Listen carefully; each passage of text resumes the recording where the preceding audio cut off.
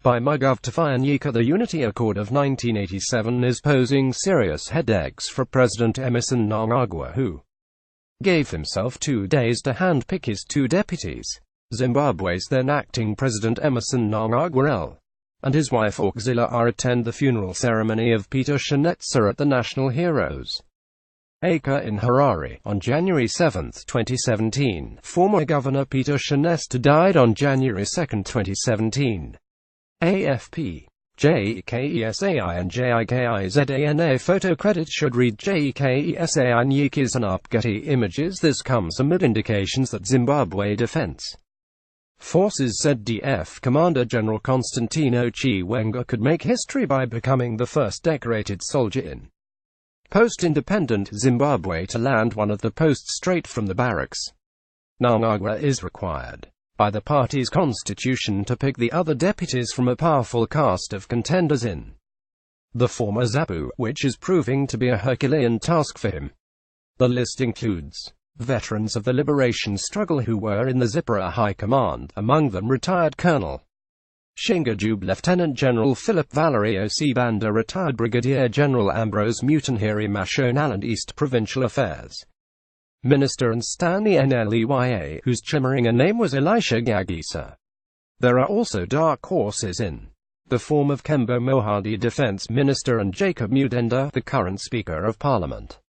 Selecting the most deserving ZAPU cadre from the cast is proving to be a difficult task for Mnangagwa, because his choice must not just appeal to ZAPU cadres but the military as well, which sees itself as the party's stockholders. His appointee must also not be out of step with ZANU-PF's core values of loyalty and tribal balancing, an art perfected by Mnangagwa's predecessor, Robert Mugabe, and more importantly, the appointee must bring about unity of purposes at the top, which cascades across party structures countrywide, especially as the country heads towards polls in 2018. Signed on December 22, 1987 to end ethnic violence that had broke out in the Midlands and Matabeleland regions, the Unity Accord vests the power to appoint 2 vice presidents in ZANU-PF's first secretary and president. The agreement makes the point that national unity, political stability and order, social and economic development can only be achieved to the fullest under conditions of peace and unity, primarily of ZANU-PF and PF-ZAPU, the signatories to the Unity Accord. It has been the tradition in ZANU-PF that whenever a vacancy arose on the ZAPU side of the equation, former ZAPU cadres would meet to make recommendations based on seniority. When Joshua Nkomo died in July 1999, he was replaced by Joseph Msika, who was also replaced by John Landa Nkomo following his demise in August 2009. The practice was abandoned in 2014, when then-party President Robert Mugabe ignored submissions by ZAPU cadres who met at the late CFIS-MSIPA's residence in Gweru to deliberate on whom among them was to succeed John Nkomo, who had died in January 2013.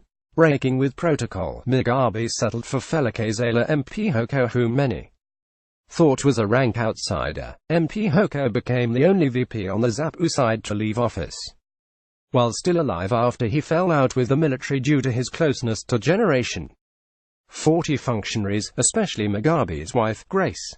The country has been without its 2 vice presidents since last month, when Mnangagwa was fired from both government and ZANU-PF. After Mnangagwa and his Team Lacoste faction made a dramatic comeback last month, riding on the military's intervention in ZANU-PF's internal politics, Mphoko, who was the other vice president, became part of the collateral damage targeting key members of the rival Generation 40 faction. Whoever would have been appointed to the position of vice president and second secretary of ZANU-PF would automatically become Mnangagwa's deputy in government. Zimbabweans were left in suspense on Friday after Mnangagwa delayed revealing the identity of his 2 deputies. The conjecture has it that he is in a dilemma as he has too many constituencies to reward. University of Zimbabwe political science lecturer Eldred Masunungia told the Daily News on Sunday yesterday that despite his unenviable position, Mnangagwa would ensure that the military establishment is placated by elevating Chiwenga straight from the barracks. He said while Mnangagwa has already appointed Major General Sibusiso Moyo as Foreign Affairs Minister, the real silver medal for the military was having the person in the presidium. If you checked carefully at the ZANU-PF Congress, Chiwenga appeared to be dressed in vice presidential attire. He did not pose as a military figure, and it looks like he realizes that time is ripe for him to land the top post and that he is within striking distance. mnangagwa said. He said Mnangagwa might actually be worried about the choice of Chiwenga's replacement as head of the ZDF, claiming the uniformed forces were not as united as they acted in pushing Mugabe out. Candidates such as Mohadi and Simon Kayumoyo are real contenders, with the former having been loyal to Mnangagwa for a long time and was even targeted for suspension by the G40. The same does not, however, apply to Moyo, who has had links with former Vice President Joyce Mujuru, which saw him miss out narrowly in 2014. Shinga Dube to me is a more serious contender because he is known to have stood by Mnangagwa's faction, even risking losing his job as he backed the Christopher Musvang World War veterans against G40.